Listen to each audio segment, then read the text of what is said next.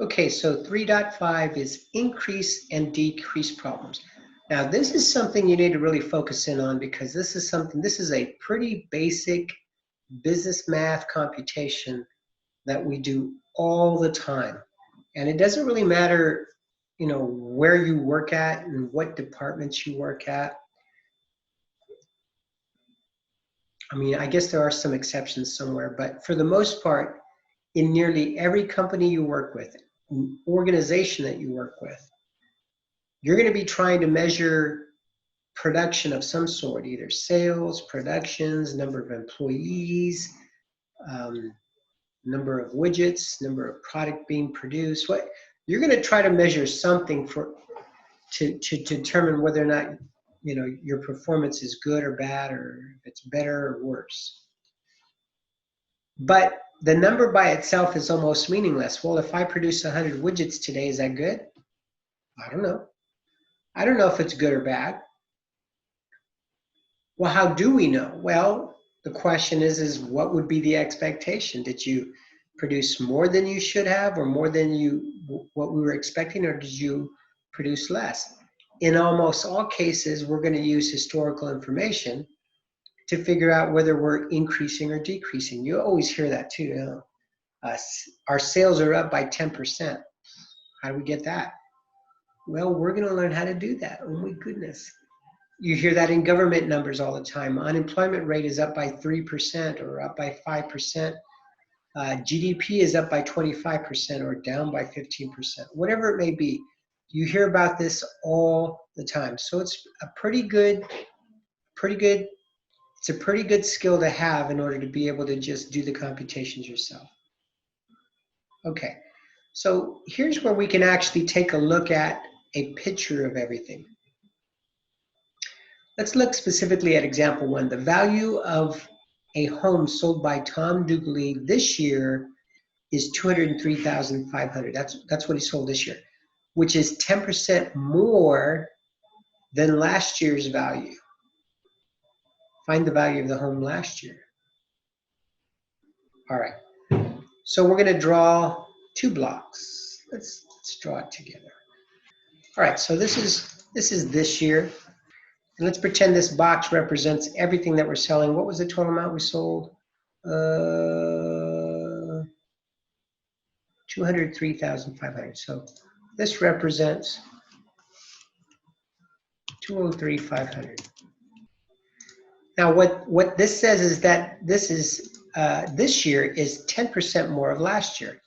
So if we were to try so that must mean and this isn't really to scale, but let's go ahead and just draw this.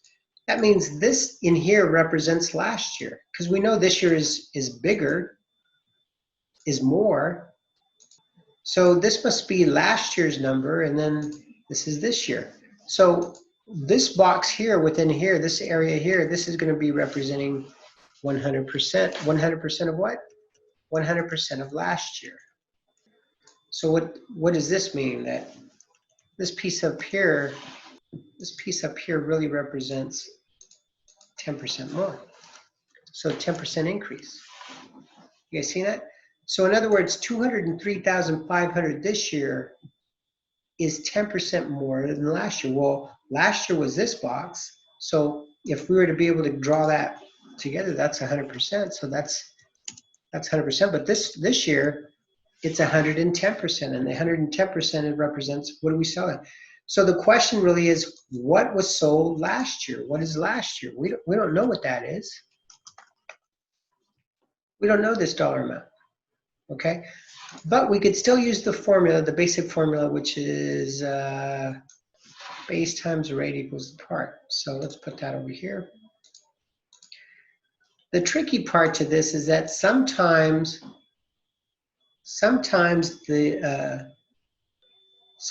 the base is smaller than the part, or the part is larger than the base.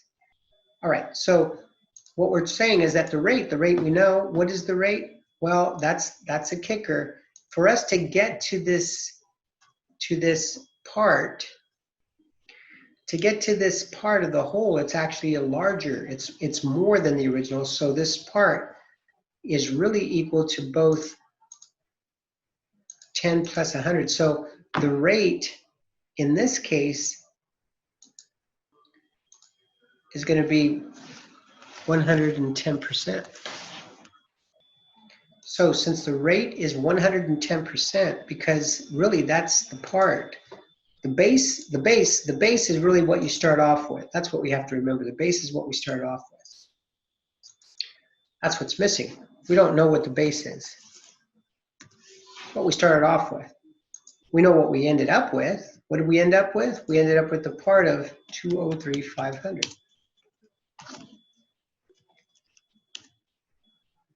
And then the rate, we had to figure what that is. The rate is really the base plus the part in this case, or the addition, so that's 110%. You see that? You really have to just kind of see what the information is asking us. So we're going to draw this out. This year's value includes a 10% increase. So 100 plus the 10 gives us 110%. And the total amount is 203. The base last year's value was the base, that's 100%. So if we solve for the unknown. What's the unknown? The B is equal to the P divided by the R. Got it? So let's do that. The P is the part. We're going to divide that by the R, and that gives me 185,000.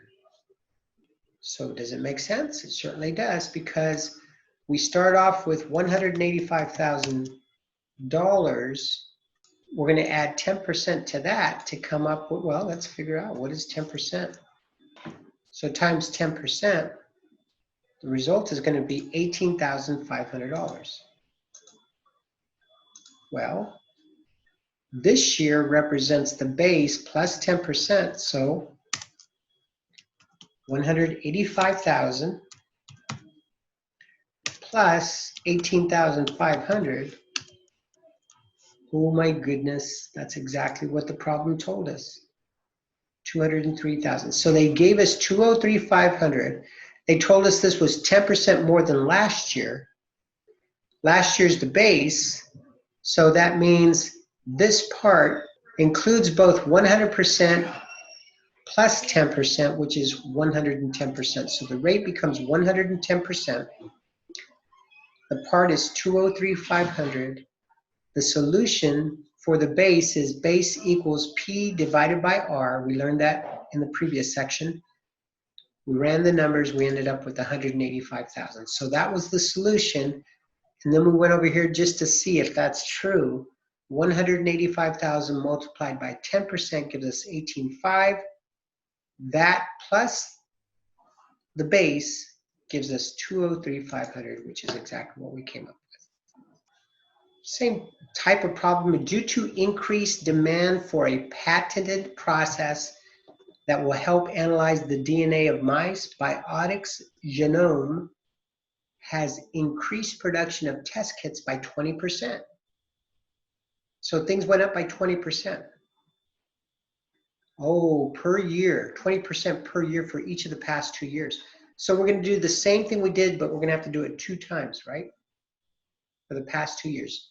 This year's, we're going to start with this year's. This year's production is 93,600. So instead of 10% though, we have 20%. So really this year's production compared to last year is 120%.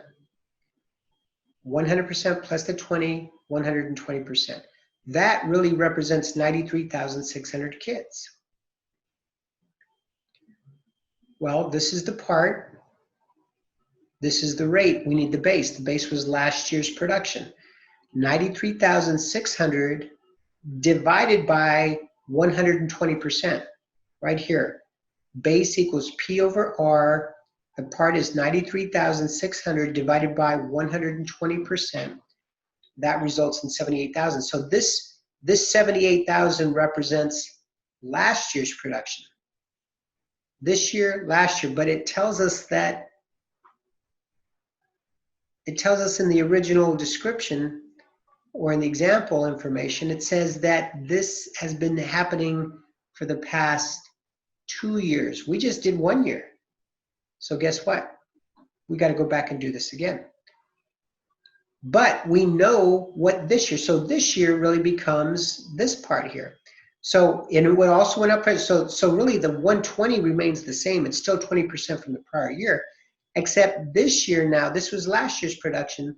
Last year's becomes to the right, this is 78,000 kits. It's 120% of 2 years ago. So last year is 120% of 2 years ago. You guys got it?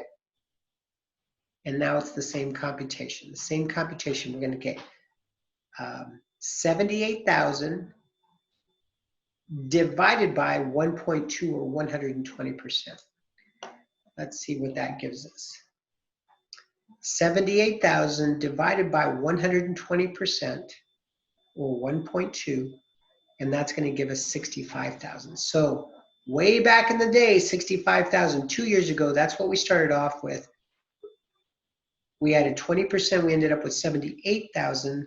Then we added another 20%, and we ended up with 93,600, which is exactly what they told us. Okay, let's go backwards the other way. After Nike deducted 10% from the price of a pair of competition running shoes, Katie Small paid $135. What was the original price of the shoes? Well, we paid $135. That's this year. Last year was 100% what we paid this year. Last year was 100% in total, but we're going to take 10% off. 10% off, which means what we actually paid is 90%. We paid 90%. So what do we know? 135 is the part.